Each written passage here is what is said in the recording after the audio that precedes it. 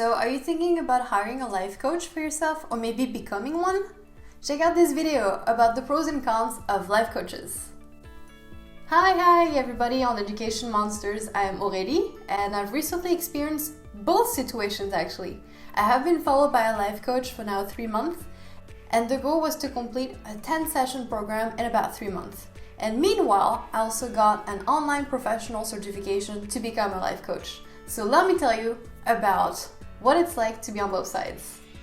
So first of all, a lovely shout out to my life coach, and if she's watching this video right now, I want to thank you from the bottom of my heart for all the hard work and all the wonderful love and support I could possibly find in a human being.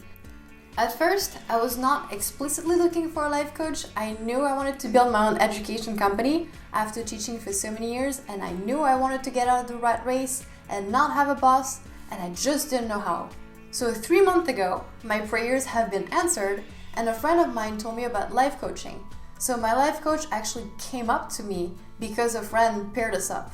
I felt like this instant connection because when we first met, it was online. It was all about creating a safe space where both parties can be genuine and can talk freely in this non-judgmental zone. And I could really trust her from the get-go. So I was like, okay, let me go with that. Like, why not? Okay.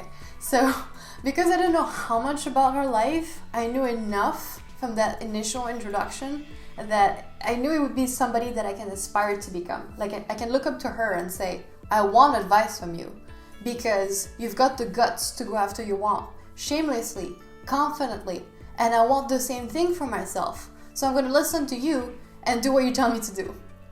So it turns out that I still don't know much about her life after the sessions went by, and it's okay because there's a lot of time to build a friendship after the program, and I felt, of course, like it was important to not befriend your coach too soon because then the relationship is altered. Like, think about it. Like when my best friend calls me out on stupid shit that I do, I have the choice to be like, you're not being serious, or like laugh with her and be like, nah. But like when my life coach calls me out on stupid shit, I'm like, yes, okay, you're coming from a kind-hearted place to make me evolve in a way that I want. So it's not biased by the girlfriend's perspective or decision to let you know what she thinks is best for me. Like the coach actually makes you understand that this is what you want and this is how you should steer your behavior to make you accomplish what you want, not what she wants. So the theme here, it's like it's all about you.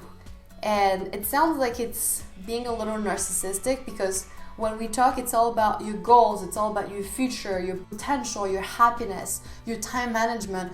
And honestly, like when I go through like an hour of talking just about myself, I do feel like it's a little uneasy because I don't like to feel narcissistic, but also usually when you have a conversation with another human being, it's usually an exchange.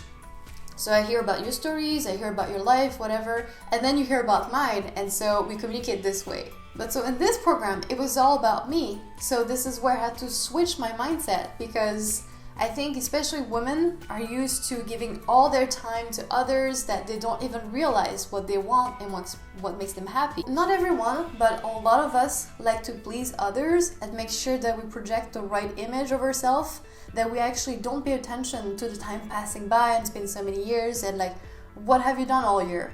So you've been working at a job because you're supposed to, getting settled with a nice comfortable life because your parents wanted to, and I think that having a moment like that 1 hour per week or per 10 days or whatever, even if it's just a little bit for a short period of time, just to sit down and talk about the things that you want to pursue, to make you happy, and make sure that you're aligned with those goals, aligned with those values, and that's crucial because you have to remember your purpose in this life. You shouldn't live for others and you should live for yourself, and so it's not totally narcissistic, it's just like makes you realign with, are you sure you're doing whatever you're supposed to do in order to get there, in order to get to your goal, and doesn't prevent you from being a helper to others because taking care of other people also brings good feelings, but like just make sure you give yourself that time to go after what you want, otherwise you will regret it.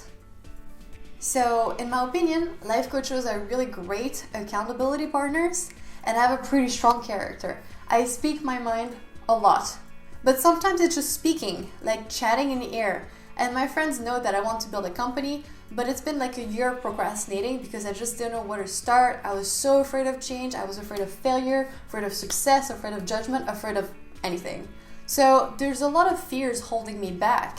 And life coaches, they're supposed to shake your fears off in a way that you actually feel like you're not that helpless and you can accomplish almost anything if you want to.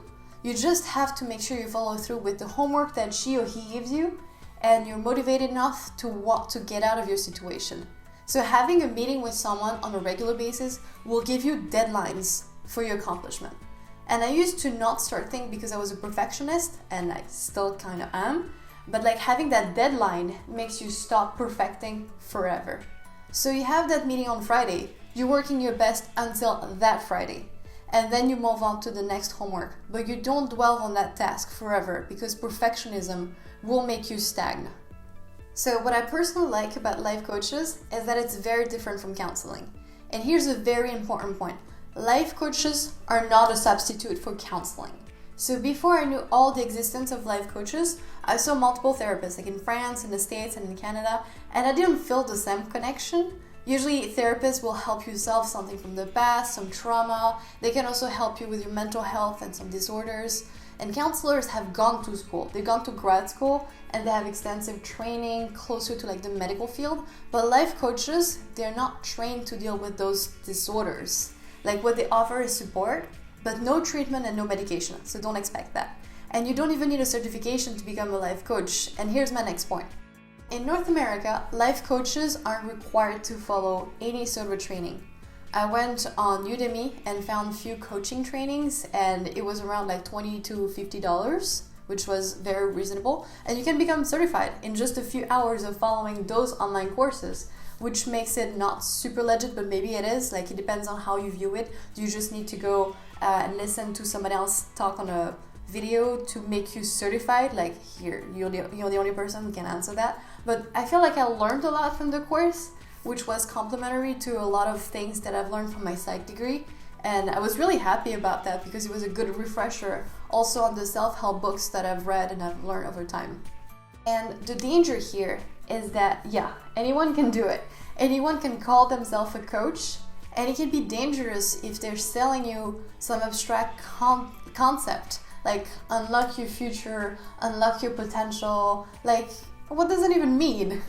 It's so abstract that naive people can fall into this persuasive trap. So there's a lot of scammers out there who claim to be coaches, but on the other hand, I've also paid money to counselors that didn't bring anything good to my life because we're a bad match, or I didn't feel like his or her competencies were useful to my problems at the time. I've also paid a lot of money to universities and teachers, but didn't really get the result that I hoped for.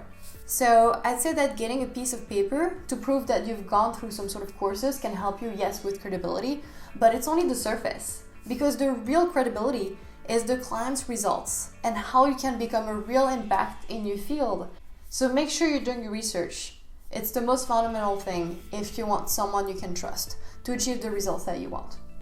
So now you're going to ask me about price, and yeah, it can be pricey. And I've seen coaches charging from $40 an hour to maybe like $1,000 an hour. So the variability is huge, and that's why people are a little bit hesitant.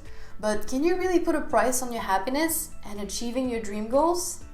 Yeah, you can do this on your own and not pay for a coach and still get there, but it's way more efficient and it will save you lots of time if you have somebody that can hold you accountable for your words.